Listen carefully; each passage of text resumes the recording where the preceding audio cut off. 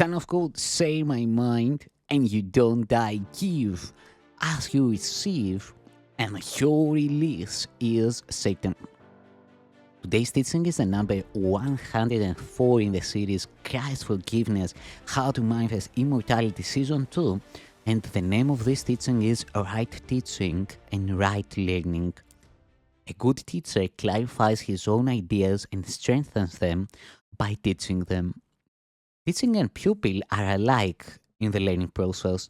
They are in the same order of learning, and unless they share their lessons, conviction will be lacking. A good teacher must believe in the ideas he teaches, but he must meet another condition. He must believe in the students to whom he offers the idea.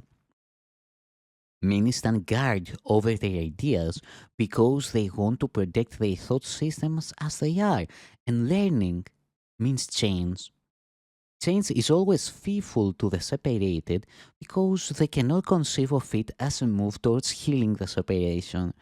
They always perceive it as a move towards further separation, and because the separation was their first experience of change. You believe that if you allow not change to enter into your ego, you will find peace.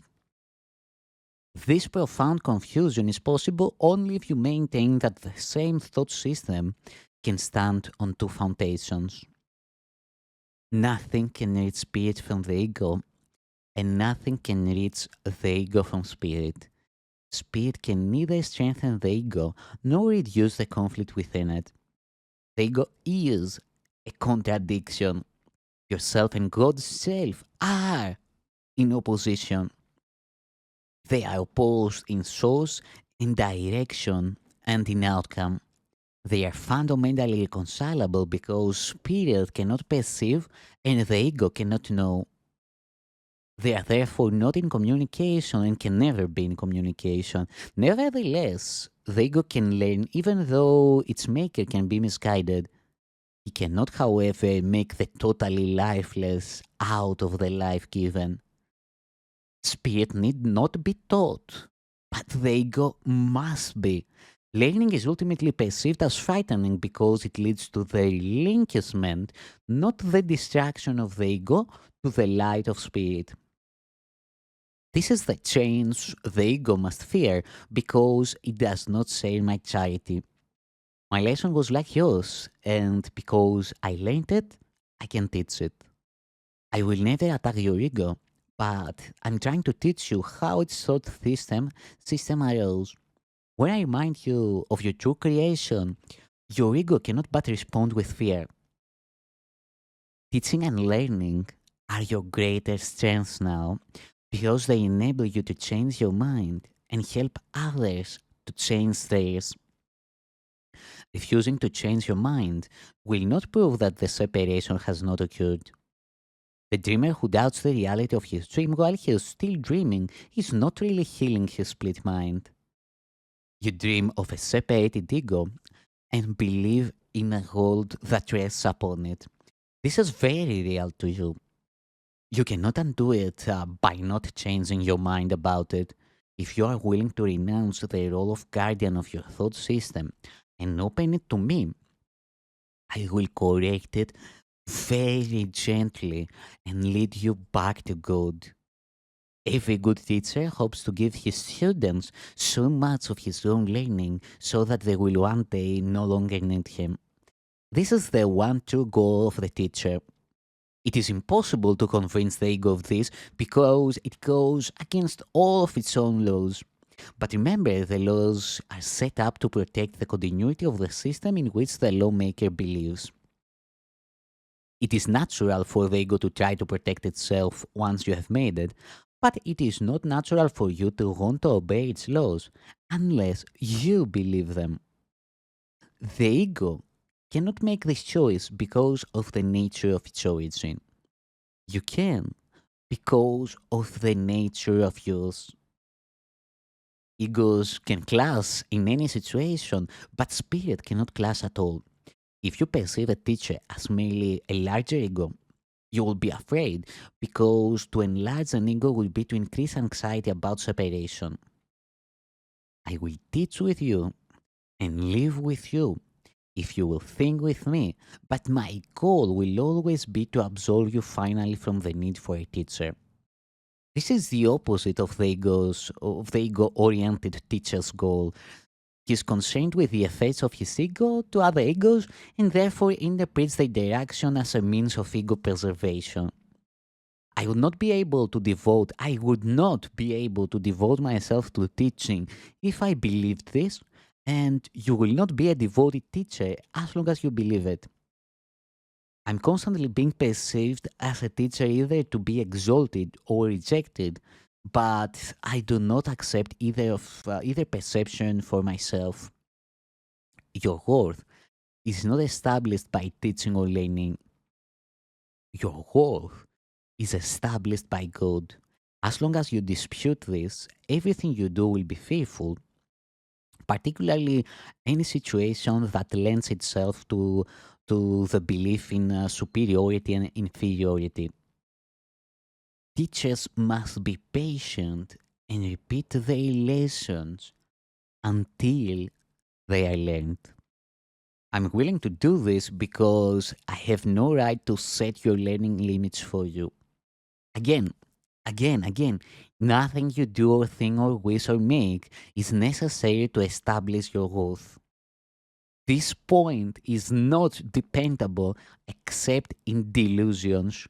The ego is never at stake because God did not create it. Your spirit, your spirit is never at stake because He did. Any confusion on this point is delusional, and no form of devotion is possible as long as this delusion lasts.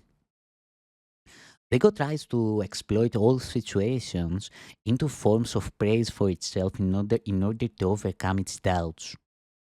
It will remain doubtful as long as you believe in its existence. You, who made it, cannot trust it because in your right mind, you realize it is not real.